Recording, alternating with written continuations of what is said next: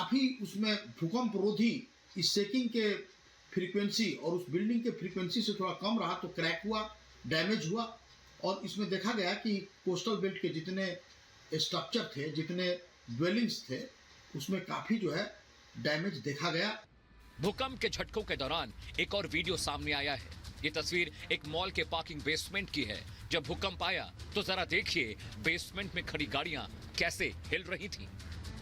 Japan सरकार की ओर से फुकुशिमा न्यूक्लियर प्लांट पर भी पैनी नजर रखी जा रही है। जापान में मार्च 2011 में 9 तीव्रता वाले भूकंप के चलते जबरदस्त सुनामी आई थी। तब उठी सुनामी की लहरों ने फुकुशिमा न्यूक्लियर प्लांट को तबाह कर दिया था। समंदर में उठी 10 मीटर ऊंची लहरों ने कई शहरों में तबाही मचाई थी। इसमें करीब 16,000 लोगों की मौत हुई थी। भूकंप के झटकों के बाद मेट्रोलॉजिकल डिपार्टमेंट ने सुनामी को लेकर भी डेंजर लेवल अलर्ट जारी किया है, जिसके चलते कोस्टल इलाकों से लोगों को महफूज इलाकों में इवैक्यूएट किया जा रहा है। जापान भूकंप के सबसे ज्यादा सेंसिटिव एरियाज में शुमार करता है। यहाँ भूकंप आते रहते हैं क्योंकि ये 2 टेक्टोनिक प्लेट्स के जंक्शन के पास है जहाँ भूकंप आया है।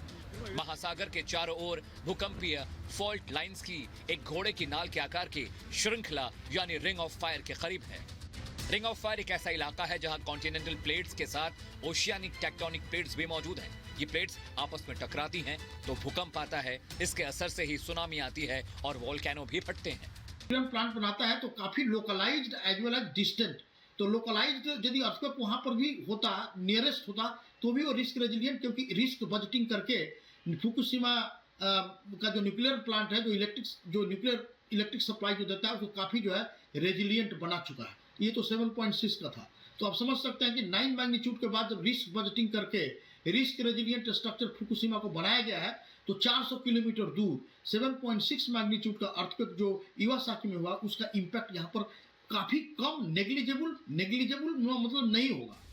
नेशनल अर्थक्वेक इंफॉर्मेशन सेंटर हर साल करीब 20,000 भूकंप रिकॉर्ड करता है। इनमें से 100 भूकंप ऐसे होते हैं जिनसे नुकसान ज्यादा होता है। भूकंप की ड्यूरेशन कुछ सेकेंड्स या कुछ मिनट तक रहती है। अब तक के इतिहास में सबसे ज्यादा देर तक रहने वाला भूकंप 2004 में हिंद महासागर में आया था। यह भूकंप करीब 10 मिनट तक था। Bureau report, Republic Bharat. Ring of fire एक ऐसा इलाका है जहां कॉन्टिनेंटल प्लेट्स के साथ ओशियानिक टेक्टोनिक प्लेट्स भी मौजूद हैं। ये प्लेट्स आपस में टकराती हैं तो भूकंप आता है। इसके असर से ही सुनामी आती है और वोल्केनो भी फटते हैं। प्लांट बनाता है तो काफ़ी localised as well as distant.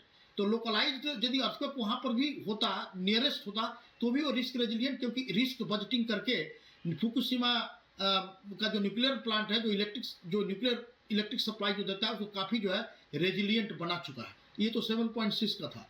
तो आप समझ सकते हैं कि 9 मैग्नीट्यूड के बाद जब रिस्क बजटिंग करके रिस्क रेजिलियंट स्ट्रक्चर फुकुशिमा को बनाया गया है तो 400 किलोमीटर दूर 7.6 मैग्नीट्यूड का अर्थक्वेक जो इवासाकी में हुआ, उसका इम्पैक्ट यहाँ पर काफ़ी कम, नेग्लिजिबल मतलब नहीं होगा। नेशनल अर्थक्वेक इंफॉर्मेशन सेंटर हर साल करीब 20,000 भूकंप रिकॉर्ड करता है। इनमें से 100 भूकंप ऐसे होते हैं जिनसे नुकसान ज्यादा होता है। भूकंप की ड्यूरेशन कुछ सेकेंड्स या कुछ मिनट तक रहती है। अब तक के इतिहास में सबसे ज्यादा देर तक रहने वाला भूकंप 2004 में हिंद महासागर में आया था।